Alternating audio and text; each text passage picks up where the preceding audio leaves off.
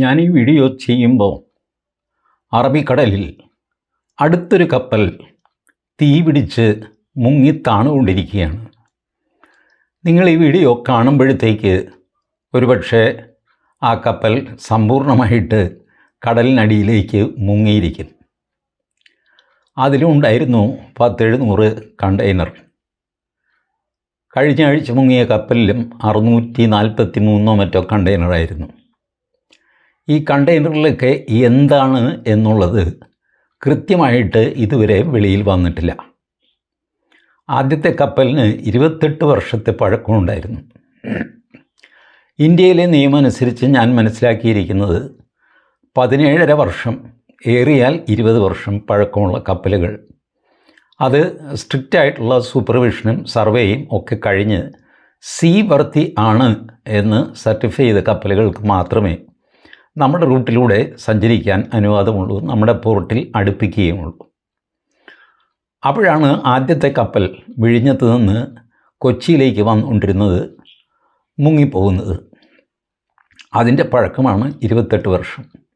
അന്നേ ഞാൻ നിങ്ങളോട് പറഞ്ഞിരുന്നു, ഈ നിയമത്തിലുള്ള ഇളവ് കൊടുക്കുന്നത് അത്ര നല്ല കാര്യമല്ല. അന്താരാഷ്ട്ര കപ്പൽ കമ്പനിക്കാർ അവരുടെ കപ്പലുകൾ എവിടെയെങ്കിലുമൊക്കെ കൊണ്ടുപോയി തള്ളുന്നത് പതിവാണ്. കാരണം ഈ കപ്പൽ ഫുള്ളി റിപ്പയർ ചെയ്ത് സീ വർത്തി ആക്കാൻ വലിയ ചിലവ് വരും. പുതിയൊരു കപ്പലിൻ്റെ ചിലവിനേക്കാൾ കൂടുതൽ വരും. അതുകൊണ്ട് പഴയ കപ്പൽ എവിടെയെങ്കിലും കൊണ്ടുപോയി തള്ളുക, അത് നിയമം അത്ര സ്ട്രിക്റ്റ് അല്ലാത്തതും അഴിമതിക്ക് പഴുതുള്ളതുമൊക്കെയായ രാജ്യങ്ങളുടെ തീരത്ത് കൊണ്ടുവന്നായിരിക്കും ഇത് തള്ളുന്നത്. കൃത്യം നമ്മുടെ തീരത്തിനുള്ളിലായിരിക്കില്ല, ചിലപ്പോൾ കുറച്ച് പുറത്തായിരിക്കും. ഈ 2 കപ്പലുകളും അടുത്ത് മുങ്ങിയ, ഇപ്പം മുങ്ങിക്കൊണ്ടിരിക്കുന്നതും നേരത്തെ മുങ്ങിയതുമൊക്കെ നമ്മളുടെ സമുദ്രാതിർത്തിക്ക് തൊട്ട് പുറത്താണ്. പുറത്ത് നമ്മുടെ എക്സ്ക്ലൂസീവ് എക്കണോമിക് സോൺ എന്ന് പറയുന്ന ഏരിയയാണ്.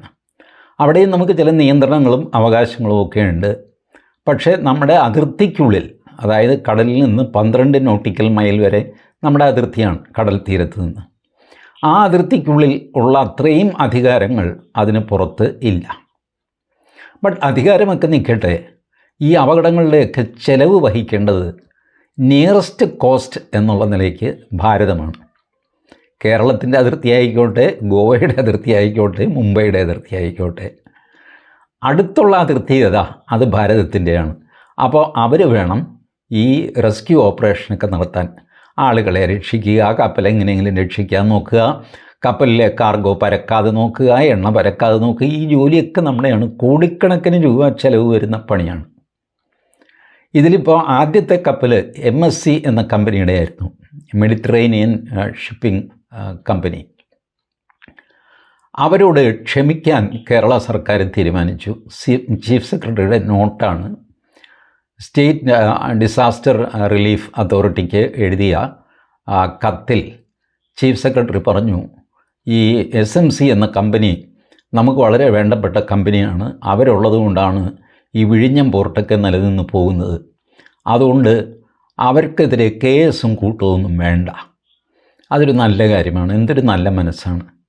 ആശാൻ്റെ കാൽ തല്ലിയൊടിച്ച ഗോപാലകൃഷ്ണനോട് ആശാൻ ക്ഷമിച്ചിരിക്കുന്നു എന്നങ്ങ് തീരുമാനിച്ചു. കേസും വേണ്ട, കൂട്ടവും വേണ്ട. അല്ല, അതൊരു ന്യായമുണ്ട് കേട്ടോ. ഒന്നാമത് കപ്പൽ മുങ്ങി വഷളായി നിൽക്കുന്ന കമ്പനി, അവരുടെ പുറത്ത് പിന്നെ കേസും കൂടെ മര്യാദ വേണ്ടേ, മനസാക്ഷി വേണ്ടേ മനുഷ്യൻ. അതുകൊണ്ട് ആശാനങ്ങ് ക്ഷമിച്ചു. എന്നിട്ട് ഇൻഷുറൻസിൻ്റെ കാശ് കിട്ടുമോ എന്ന് നോക്കാം എന്നൊക്കെ പറഞ്ഞ് ഇൻഷുറൻസിൻ്റെ കാശ് കിട്ടുമായിരിക്കാം.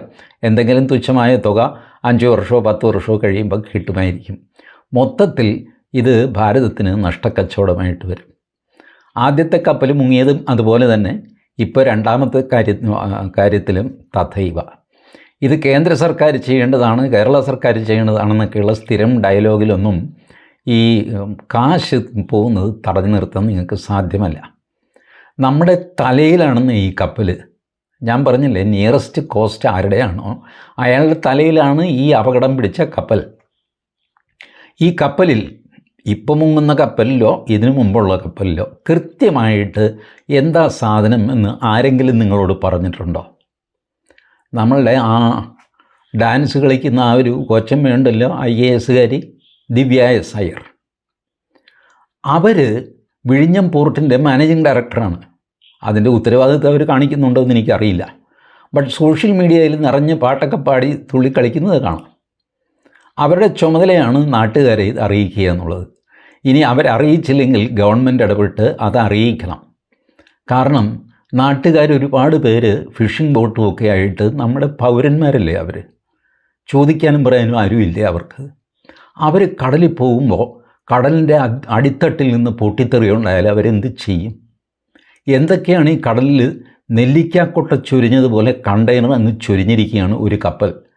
അടുത്ത കപ്പലിൽ നിന്ന് ഈ നെല്ലിക്ക വീഴുന്നത് പോലെ, ചാക്ക് തുളച്ച് നെല്ലിക്ക പുറത്ത് ചാടുന്ന പോലെ കണ്ടെയ്നർ ചാടിക്കൊണ്ടിരിക്കുന്നു, അത് മുങ്ങിക്കൊണ്ടിരിക്കുന്നു.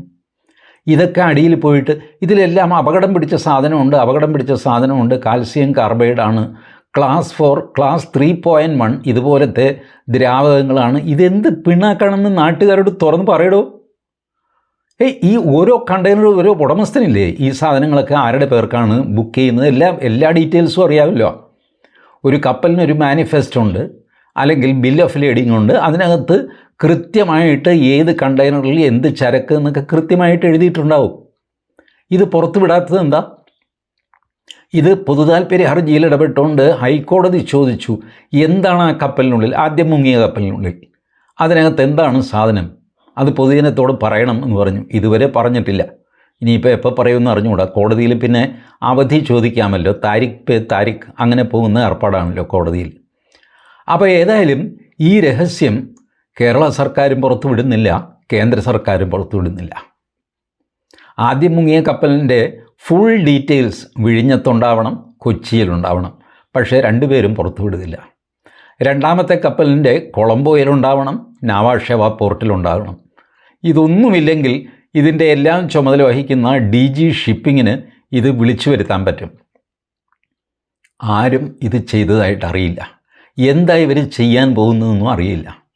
എണ്ണ കടലിൽ പരന്നു എന്ന് പറയുന്നു. ഇപ്പോൾ പരന്നുകൊണ്ടിരിക്കുകയാണ് ഇപ്പോൾ മുങ്ങുന്ന കപ്പലിൻ്റെ. കഴിഞ്ഞ മുങ്ങിയ കപ്പലിൻ്റെ എണ്ണ എവിടെ പോയി? അതിനെന്താ സമാധാനം? അതിൽ നിന്ന് തീരത്ത് ഒരുപാട് സാധനങ്ങൾ അടിഞ്ഞു. കുറേയൊക്കെ പോലീസോ പട്ടാളോ ആരാണ്ടൊക്കെ വന്ന് ഉന്തിത്തള്ളിയൊക്കെ കൊണ്ടുപോകുന്ന കണ്ടു. ഇതൊക്കെ കഴിഞ്ഞിട്ട് അതിനകത്തുണ്ടായിരുന്ന സ്ഫോടക വസ്തുക്കൾ എവിടെ? ഇത് കടലിന് ഇടയ്ക്ക് അടിയിൽ കിടന്നുകൊണ്ട് ഇടയ്ക്ക് അങ്ങനെ ഇരിക്കുമ്പോൾ ഠോ എന്ന് പറഞ്ഞ് അങ്ങ് പൊട്ടുന്ന ഈ സമ്പ്രദായം നമുക്ക് താങ്ങാൻ പറ്റുമോ? എന്ത് വിശ്വസിച്ച് മനുഷ്യൻ കടലിൽ പോകും? എന്ത് വിശ്വസിച്ച് മറ്റ് കപ്പലുകൾ യാത്ര ചെയ്യും? എന്താ നടക്കുന്ന? ഒരു നാഥനില്ല കളരി പോലെ. വാസ്തവത്തിൽ ഇതിന് നാഥനില്ല കേട്ടോ. ഞാൻ അന്വേഷിച്ചിട്ട് നിങ്ങളോട് പറയുകയാണ്, ഈ നിയമങ്ങൾക്കൊന്നിനും ഒരു വ്യക്തതയുമില്ല. അന്താരാഷ്ട്ര നിയമങ്ങളാണ്. അതിൽ നമ്മുടെ താല്പര്യം നമ്മൾ പ്രൊട്ടക്റ്റ് ചെയ്ത് നമ്മളെങ്കിലും നിയമം പാസ്സാക്കണ്ടേ? അതുമില്ല. എല്ലാം അഴകുഴമ്പൻ സ്റ്റൈലാണ്. നമ്മൾ അതിർത്തിയിൽ താമസിക്കുന്നുവെന്ന വിചാരം നമുക്കുമില്ല, സാധാരണ പൗരനുമില്ല. അതിർത്തി എന്ന് പറയുമ്പോൾ അതങ്ങ് കാശ്മീരിലാണ്, പഞ്ചാബിലാണ് എന്നൊക്കെ വിചാരിക്കും. കേരളം അതിർത്തി സംസ്ഥാനമായിട്ട് ആരും കൂട്ടുന്നില്ല, നാട്ടുകാരും കൂട്ടുന്നില്ല, സർക്കാർ ഒട്ടും കൂട്ടുന്നില്ല. നമ്മൾ അതിർത്തിയിലാണ് ജീവിക്കുന്നത്. അന്താരാഷ്ട്ര അതിർത്തിയാണ് എന്ന് വിചാരിച്ചിട്ട് അതിർത്തി അല്ലാതാവുന്നില്ലല്ലോ. ഇത്രയും അപകടം പിടിച്ചൊരു സ്ഥലത്താണ് നമ്മൾ ജീവിക്കുന്നതെന്നുള്ള ബോധ്യം നമുക്ക് വേണ്ടേ? നമുക്കും അതില്ല. നമ്മളാരും ഇത് ചോദിക്കാറില്ല. സർക്കാരിന് സന്തോഷം. MSC കമ്പനിയോട് ക്ഷമിച്ചു. ഇനിയിപ്പോൾ ഈ കമ്പനി വാൻ ഹായ്, അതാണ് ഈ കമ്പനി ഇപ്പോൾ മുങ്ങിക്കൊണ്ടിരിക്കുന്ന കപ്പലിൻ്റെ ഉടമസ്ഥന്മാർ. അവർ സിംഗപ്പൂരുള്ള കമ്പനിയാണ്. അവരുടെ പ്രിൻസിപ്പൽ കമ്പനി തൈവാനിലാണ്. വാൻ ഹായ് എന്ന് തന്നെയാണ് പേര്. മറ്റേ MSC കമ്പനിയുടെ ഉടമസ്ഥൻ ജർമ്മൻകാരനാണ്. ജർമ്മൻകാരൻ്റെ കപ്പൽ വാടകയ്ക്കെടുത്ത് നടത്തുന്ന സമ്പ്രദായമാണ് MSC എന്ന് പറയുന്നത്. MSCക്കാരൻ ശരിക്ക് പറഞ്ഞാൽ നിങ്ങൾക്ക് മനസ്സിലാകാൻ കൃത്യമായിട്ട് ഞാൻ പറയാം. പൊള്ളാച്ചിയിൽ നിന്ന് വലിയൊരു ലോറി എറണാകുളം മാർക്കറ്റിൽ വരുന്നു പച്ചക്കറി നിറച്ച്. ഇത് പല ടെമ്പോയിലും പെട്ടി ഓട്ടോറിക്ഷയിലും ഒക്കെ കയറ്റിയിട്ട് പല സ്ഥലത്തേക്ക് പോകുമല്ലോ, ചെറിയ ചെറിയ സ്ഥലങ്ങളിലേക്ക്, കാലടിയിലേക്ക്, ഉമ്പളങ്ങിയിലേക്ക്, മട്ടാഞ്ചേരിയിലേക്ക്, തൃപ്പൂണിത്തുറയ്ക്കൊക്കെ പോകില്ലേ. ഇങ്ങനെ പോകുന്ന ടെമ്പോ ഉണ്ടല്ലോ, ആ ടെമ്പോയാണ് ഈ SMC കമ്പനിയുടെ കപ്പൽ. മറ്റേ പൊള്ളാച്ചിയിൽ നിന്ന് വരുന്ന ലോറിയാണ് മദർഷിപ്പ് എന്ന് പറഞ്ഞിട്ട് ഇപ്പോൾ ഇവിടെ വിഴിഞ്ഞത്തൊക്കെ വന്നു എന്ന് പറയുന്ന മദർഷിപ്പ് അതാണ്. ഇവർ ഇതുപോലത്തെ ടെമ്പോ സർവീസാണ്. ഈ ടെമ്പോ സർവീസുകാരൻ്റെ കൃപ കൊണ്ടാണ് എറണാകുളം മാർക്കറ്റ് നടന്നു പോകുന്നത് എന്ന് പറഞ്ഞാൽ എങ്ങനെയിരിക്കും? ആ പറച്ചിലാണ് നമ്മുടെ ചീഫ് സെക്രട്ടറി പറഞ്ഞിരിക്കുന്നത്. ഈ MSC കമ്പനി കൊണ്ടാണ് വിഴിഞ്ഞം പോർട്ട് കഞ്ഞി കുടിച്ചു പോകുന്നത് ചേട്ടാ, അതുകൊണ്ട് അവരോട് ക്ഷമിച്ചേക്കാം. ജോറായി, സംഗതി ജോറായി നടക്കട്ടെ. നമ്മുടെ കടലിൽ ചോദിക്കാനും പറയാനും ആരുമില്ലാത്ത ഒരവസ്ഥ നമുക്ക് ഭൂഷണമാണോ എന്ന് നോക്കണം. നേവിയും കോസ്റ്റ് ഗാർഡും അവരിതിന് വിധിക്കപ്പെട്ടവരാണ്. അവർ പോവുക, അവർക്കാവുന്ന പോലെ ചെയ്യുക. അടുക്കാൻ പറ്റുമോ? ഈ പടക്കക്കടയ്ക്ക് തീപിടിച്ച പോലെയാണ് ഈ കപ്പലിപ്പോൾ നിൽക്കുന്നത്. ഞാനീ പറയുന്ന സമയത്ത് ഠോ ഠോ എന്ന് പറഞ്ഞിട്ട് ഓരോ കണ്ടെയ്നറിൽ നിന്ന് ഇങ്ങനെ സാധനങ്ങൾ പൊട്ടിത്തെറിക്കുന്നു. ഇതെന്താണെന്ന് പോലും ആർക്കും ഒരു രൂപമില്ല. ആകാശത്ത് വിമാനവും കൊണ്ടുപോയിട്ട് ഇതിലേക്ക് നോക്കാം എന്നുള്ളതല്ലാതെ വേറെ എന്ത് ചെയ്യാൻ പറ്റും? ഇപ്പോൾ പറയുന്നത് ഇത് വലിച്ചു കെട്ടി എങ്ങനെയെങ്കിലും ആ ഉൾക്കടലിലേക്ക് കൊണ്ടുപോകും. എങ്ങനെ വലിച്ചു കിട്ടും? ആരിതിൻ്റെ അടുത്ത് പോകും? ഇതിൻ്റെ അടുത്ത് പോകാൻ തന്നെ പേടിയാവില്ലേ? ഗ്യാസല്ലേ ഈ കത്തിക്കഴിഞ്ഞ് വരുന്ന ആ കറുത്ത പുക കണ്ടില്ലേ? അത് ശ്വസിക്കാൻ ആർക്കുണ്ട് ധൈര്യം? ബട്ട് ഈ സംഭവത്തിന് ഒരു ഗൗരവവും ഞാൻ നോക്കിയിട്ട് കാണുന്നില്ല. ചാനലുകൾ ഒരു സാധാരണ വാർത്ത പോലെ കാണിച്ചുകൊണ്ടേയിരിക്കുന്നു. ഓരോ വാർത്തയുടെ കൂടെയും ഈ വാർത്ത കാണിക്കുന്നു. അതല്ലാതെയുള്ളൊരു ഗൗരവം നമ്മുടെ കടലിൽ എന്തൊക്കെയോ കുഴപ്പം പിടിച്ച കാര്യങ്ങൾ നടക്കുന്നു. പ്രത്യേകിച്ച് സ്ഫോടക വസ്തുക്കൾ അങ്ങോട്ടും ഇങ്ങോട്ടും പോയിക്കൊണ്ടിരിക്കുന്നു. ഇത് തീരെ ലഘുവായ ഒരു സംഭവം എന്നുള്ള മട്ടിൽ ആണ് സർക്കാർ കൈകാര്യം ചെയ്യുന്നത്. ഈ സ്ഫോടക വസ്തുക്കൾ ഇങ്ങനെയൊക്കെയാണോ കൊണ്ടുപോകുന്നത്? ഒരു സാധാരണ കപ്പലിൽ ഒരു കണ്ടെയ്നറിൽ കയറ്റിയിട്ട് സ്ഫോടക വസ്തു നിങ്ങൾക്ക് കൊണ്ടുപോകാൻ പറ്റുമോ? അങ്ങനെയാണോ കൊണ്ടുപോകുന്നത്? എനിക്കറിയില്ല. ഇനി അങ്ങനെയാണെങ്കിൽ നമസ്കാരം, സന്തോഷം, കുഴപ്പമൊന്നുമില്ല. അങ്ങനെയാണെങ്കിൽ ഒരല്പം പ്രായം കുറവുള്ള കപ്പലിലെങ്കിലും പോകാൻ നോക്കണം. ഈ പ്രായം കൂടിയ കപ്പലുകൾ നമ്മളുടെ കടലിൽ കിടന്ന് കളിക്കുന്നത് നമുക്ക് സുരക്ഷയ്ക്ക് വലിയൊരു ഭീഷണിയാണ്. മാത്രമല്ല, ഈ കപ്പലുകൾ മുങ്ങിയ കപ്പലുകൾ വെറുതെ കിടക്കുകയല്ലല്ലോ. ഇതിൽ നിന്ന് ഈ വേണ്ടാത്ത മാലിന്യങ്ങൾ മുഴുവൻ പുറത്തു വരും. അതെടുത്ത് കളയണമെങ്കിൽ ഷിപ്പ് ബ്രേക്കിംഗ് ഫെസിലിറ്റിയുള്ള സ്ഥലത്ത് കൊണ്ടുപോകണം. അത് കൊണ്ടുപോകാനുള്ള ചിലവെന്താണ്? ഷിപ്പ് ബ്രേക്കിങ്ങിനുള്ള ചിലവെന്താണ്? ഈ കോടിക്കണക്കായ ചിലവ് മുഴുവൻ കേന്ദ്ര സർക്കാരിൻ്റെ ഖജനാവിൽ നിന്നാണ് പുറത്തേക്ക് പോകുന്നത്. ഇതെപ്പോൾ തിരിച്ചു കിട്ടും? ഏത് ഇൻഷുറൻസുകാരും തിരിച്ചു തരും? എന്താ ഇതിന് വ്യവസ്ഥ? ആർക്കും ഒന്നും അറിയില്ല. നിയമവിദഗ്ധന്മാരാണെങ്കിൽ ടി വിയിൽ വന്ന് പറയുന്നു ഈ MSC കമ്പനിയുടെ പേരിൽ കേസെടുക്കാവുന്നതാണ്. ആ കേസെടുത്തു എന്നുള്ള ഒരു കാരണം കൊണ്ട് അവർ വിഴിഞ്ഞത്ത് വന്നില്ലെങ്കിൽ നഷ്ടം അവർക്കാണ്, നമുക്കല്ല. അത് ശരിയല്ലേ? ടെമ്പോക്കാരൻ തൃപ്പൂണിത്തുറ പോവില്ല എന്ന് പറഞ്ഞ് എറണാകുളം മാർക്കറ്റിൽ വരാതിരുന്നാൽ വേറെ ടെമ്പോക്കാരൻ ലോറെടുത്തുകൊണ്ട് തൃപ്പൂണിത്തുറയ്ക്ക് പോകും. ഇത്രയല്ലേ കാര്യമുള്ളൂ. അല്ലാതെ ഈ ടെമ്പോക്കാരൻ വരുന്നില്ല എന്ന് പറഞ്ഞിട്ട് മാർക്കറ്റ് അടച്ചിടുമോ? ഇതൊക്കെ എന്ത് ന്യായമാണെന്ന് എനിക്ക് മനസ്സിലാവുന്നില്ല. വാസ്തവത്തിൽ മർച്ചൻ്റ് ഷിപ്പിംഗ് ആക്ടിൻ്റെ 406, 407 ഈ രണ്ട് സെക്ഷൻസ് വെച്ചുള്ള നിയന്ത്രണങ്ങൾ ഷിപ്പിങ്ങിൽ ആവശ്യമാണ്. ആ നിയന്ത്രണം എടുത്ത് കളഞ്ഞത് ആദ്യത്തെ തെറ്റ്. അവിടെ നിന്നാണ് തെറ്റിൻ്റെ ആരംഭം. അത് വല്ലാർപാടത്തിന് വേണ്ടി ചെയ്തു, ഇന്നിപ്പോൾ എല്ലാ തുറമുഖങ്ങളിലും വേണ്ടി ചെയ്തു. അതിന് ചില കണ്ടീഷൻസൊക്കെ ഇട്ടിട്ടുണ്ട്. അതിനകത്താണ് ഈ പറയുന്നത് ഇന്ത്യൻ കപ്പലുകൾ മാത്രമേ ഈ ഷട്ടിൽ സർവീസിന് ഉപയോഗിക്കാവുള്ളൂ. രണ്ട് കാരണം കൊണ്ട്. ഒന്ന്, സേഫ്റ്റിയുടെ പുറത്ത് ഭാരതത്തിന് ഡയറക്റ്റ് കൺട്രോൾ ഉണ്ടാവും കപ്പൽ ഇന്ത്യൻ ആണെങ്കിൽ. നമ്പർ 2, ഇന്ത്യൻ ഷിപ്പിംഗ് ഇൻഡസ്ട്രിക്ക് അവർക്കും കുറേ ബിസിനസ് കിട്ടും. അതുകൊണ്ട് ഈ ഷട്ടിൽ സർവീസിന് ഇന്ത്യൻ കപ്പലുകളെ ഉപയോഗിക്കാവുള്ളൂ എന്നാണ് ആ നിയമം അനുശാസിക്കുന്നത്. ആ വകുപ്പുകളിൽ കൊടുത്ത ഇളവിൻ്റെ അവിടെ നിന്നാണ് ഈ പ്രശ്നങ്ങളുടെ തുടക്കം എന്ന് ഞാൻ കരുതുന്നു. ഞാനിത് വർഷങ്ങൾക്ക് മുമ്പ് 2012 മാതൃഭൂമി പത്രത്തിൽ എഡിറ്റ് പേജിൽ ലേഖനമായിട്ടും എഴുതിയിരുന്നു.